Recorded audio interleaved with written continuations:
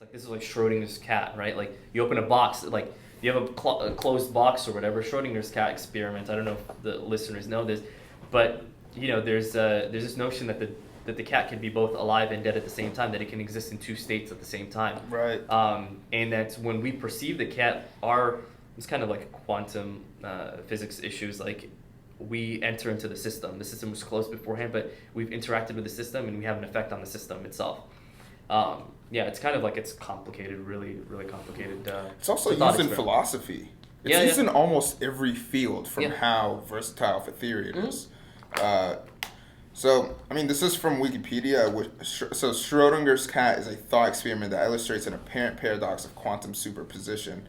In the thought experiment, a hypothetical cat may be considered simultaneously both alive and dead as a result of being linked to a random subatomic event that may or may not occur. So what you're dealing with at that point is probabilities, right? Okay. You're dealing with probabilities. At any points, right, like at the subatomic level, you have a particle can be in any like state or whatever, right? There's a certain level of probability, right? You deal with probabilities at that point, right? You're not dealing with like, you were not dealing with like it was there at this point or it was there at this other point, right? You're dealing with like it's 45% chance that it's here or 72% chance that it's there. Isn't it kind of the idea that electrons don't move until we start looking at them, for example? Yeah, so I've had like the question. I think it's difficult because I'm not a physicist. This is like question asked of quantum physicists, right? But I think from what I've learned so far, it's not so much that you're seeing it. It's the issue of measuring, right? Like once we measure something, we kind of like interact with the system, and so our measuring of that system has an impact on the system itself. But like our eyesight doesn't have it's not like any rays or anything like that. Nothing at all like in terms of you actually seeing it. But so once you've measured it, the probability goes down. Right? Okay. And so in that particular moment, like a clear example is that you have like a particle. You measure it, it can be blue. Maybe you measure it again, it's red now. You measure it again, it's blue. Measure it again, it's blue again. Measure it again, it's red, right? But the weird thing is is it blue or is it red? It can't be both blue and red at the same time. That's impossible. But like at this level, you're just dealing with probabilities. Like it's weird. It's not the same kind of like high level physics that we deal with on the day to day, where we're not dealing with like things just randomly like appearing out of nowhere and being somewhere else or whatever, right? And subhanAllah, like if you think about it from like a Muslim perspective, a lot of creation is happening at this level, right? Like Allah subhanahu wa ta'ala could be like moving things. People make dua, right? And they ask for things. We don't see things happening in the world around us, but at this level, it could be possible that Allah subhanahu wa ta'ala is just changing things at this like subatomic level that we can't like perceive, right? And those kind of changes are happening all the time, and things are being rearranged and reordered to have like a, to get us the result that Allah subhanahu wa ta'ala intends for us. Qayyum, right? Like Allah subhanahu wa ta'ala is sustaining all of this. If we didn't have Allah, like we're all contingent beings, right? In the kind of philosophical sense, our existence is not necessary. And so if like you get rid of the one necessary existence that we need in order for us to exist, which is Allah, you get rid of Allah. Hypothetically, astaghfirullah, it's not even possible to conceive of Allah not existing, right? But you get rid of Allah, then all of this would just kind of like cease, right? Another example is like, can you think of blue, right? Can you think of blue without thinking of blue being attached to some physical object? Just blue floating around, right? You can't think of blue floating around. You just think of blue when it's attached to, even in your mind, you think blue. What you probably think of is like just a wall of blue, and that's what you're thinking of. Or like a piece of paper that's blue or something. You have something that's blue in your head. You don't just have this abstract concept of blue. We're like that. We're all just kind of like that. Our existence is like that blue. If we didn't have Allah, we just wouldn't exist. If we didn't have a physical and Allah's not physical, but like if we didn't have like the necessary existence for us to exist, then we just wouldn't be here. Yeah. It's really sad when you think about like how like if you just deny God's existence, right? Allah lets you like live, lets you drink His water, lets you walk around breathing His air and stuff, right? But it's so fundamentally like true and real that it's absurd, right? Like it becomes absurd at some point. Like And I think personally for me, I think fundamentally like it's impossible for a human being to like if they really really really delve deep, for them to be anything other than like either believe in God or be agnostic. Like just say like I don't know, I'm not convinced, right? Like I understand that, like I'm not convinced that God exists.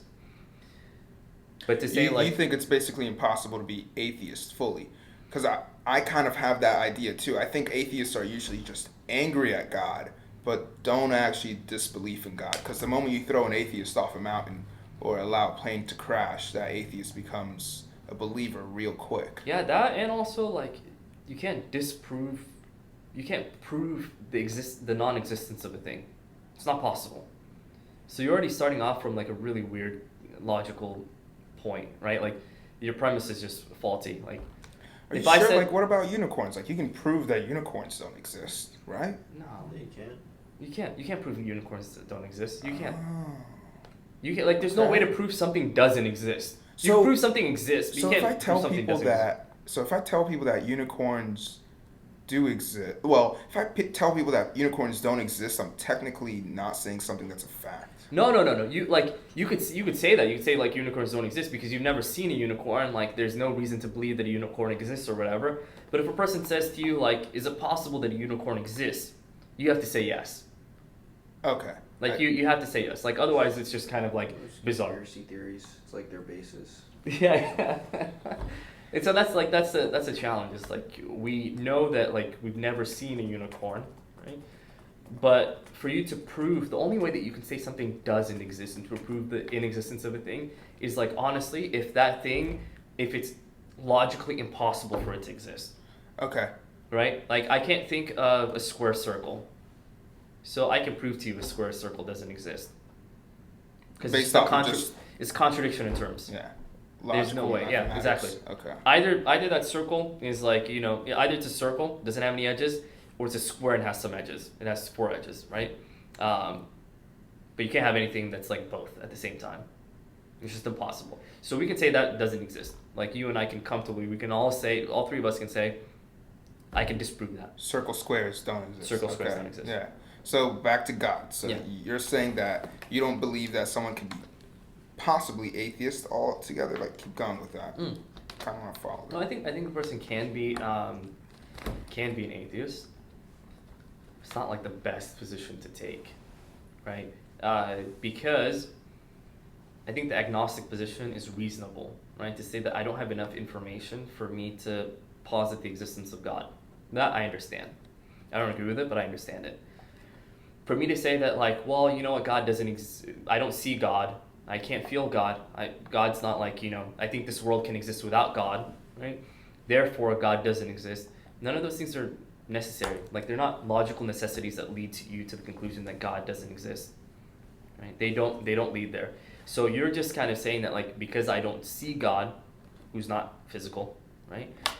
Because I don't, like, experience God, which it's possible God's, you may be experiencing God, but you just don't know. How would you know that you're experiencing God? Or to say that like I believe in science and I don't think God's necessary for the world to like come into existence because I believe in the Big Bang, let's say, right? Or like I believe in multiverses, right? And I think that each one of them like just kind of created the next universe. You just have infinite regression going back, or that all time is circular, right? You can believe in all these things. You're not much different from like somebody in the 300, 400 CE, right? That's arguing that like all time, like the heavens are universal and like all time is kind of cyclical or circular. You're not much different from that person, right? Like this notion that like God doesn't exist isn't new, right? It's not like science doesn't get you to that like conclusion. No, it actually helps the case for God existing, if anything. Because there's laws and there's like order. There's an orderly universe, and how do you have an orderly universe that just kind of comes into like existence, from chaos? Just complete chaos, and there's nothing, I would actually think that there's a strong position for atheism if I saw people just kind of like disappearing, right? Like I saw some dude who just appeared right there and then just disintegrated, and then I see another person over there that just kind of like combusted, and I see like some unicorn that appeared out of nowhere, and then its horn like disappeared, and then it turned into a different shape. If we had like randomness in the world around us like that, I'd be like, okay, this is bizarre. Yeah, that would Right? make sense. Or if every human looked different, like one human was Yeah. just green with horns Yeah, and then three just eyes. like if we had weird stuff like that, you're Yeah. like, okay, maybe there's like a little bit of case, but there's so much regularity in the world that you're like, this is like crazy, man. Like the amount of regularity to the point that you could study this stuff. It's like gravity, right? Like, what else can you think of? Like electromagnetism, like all these kind of, the building blocks of the universe. You Like, can study them. You can the predict universe it. is made up of 5 essential elements at the end, like carbon, nitrogen, oxygen. I'm really good at the first three, and then I run off at the second. Can you see what it is? It's kind of like when someone studies Van Gogh or when someone studies an artist, Yeah. the way to find out whether that painting is actually theirs, whether that painting is authentic, Yeah. is by seeing like brush strokes, Yeah. brush styles, like what kind of actual brushes they had, Yeah. what kind of painting material they used. Yeah. And so those same elements are so consistent throughout each one of their paintings that you can definitively say, okay, this is Vincent Van Gogh's painting, Yeah. for example. Yeah. So if you're looking at the stars, and if you're looking at the moon, if you're looking at creation, if you're looking at humans and then bugs and everything around you, and it's made up of the 5 elements of where are they? Oxygen, carbon, hydrogen, nitrogen, and sulfur. And you're like, okay, these are the same paintings. These are the same paint, same brush strokes. Yeah. This seems to come from one source rather than just a whole bunch of mere coincidences that led to something beautiful, such as humans and humanity. Yeah. Doesn't make much sense. Yeah. And these are like, I think this is for organic beings, right? And but yeah, like it's there's a lot of the world just makes sense, and the thing that like science. Here's the thing, like you have science itself is a type of philosophy, right? Like natural philosophy. You could do experiments in the on the things around us, right? But your knowledge, especially like that kind of inductive knowledge where we're kind of generalizing from like particulars in the world, right? Like I've seen enough green emeralds to know that like it seems like all emeralds are green, right? That kind of like I've never seen a red emerald or a blue emerald. I've seen only green emeralds. They're all green, right? That kind of like inductive knowledge only gets us so far. It gets us to the point where we can say that based off of the knowledge, based off of the experience that we've had so far, we can say this. Can we say definitively? No. We can just say that that's how it seems to operate. And we operate on that assumption of the knowledge that we have because we want to make predictions about the future. Like meteorological predictions, we want to know that it's going to be raining tomorrow, or we want to know whatever it may be, right? Like, but does that mean that you can't find like a blue emerald, outside of like the issue of how we define emeralds, or emeralds fundamentally green, right? Outside of that issue, if we're just talking about like we call that thing an emerald there, just because of its like chemical composition or whatever it is. If we find like a blue emerald, what happens? Then we have to revise the theory, right? We gotta now like go back to the drawing board. Once you think about like science, that's what science is. We just kind of go back to the drawing board and revise the theory over and over again. It's helpful. We need it. Like we fundamentally need it. Like COVID, right? Science is beneficial for the world. We need like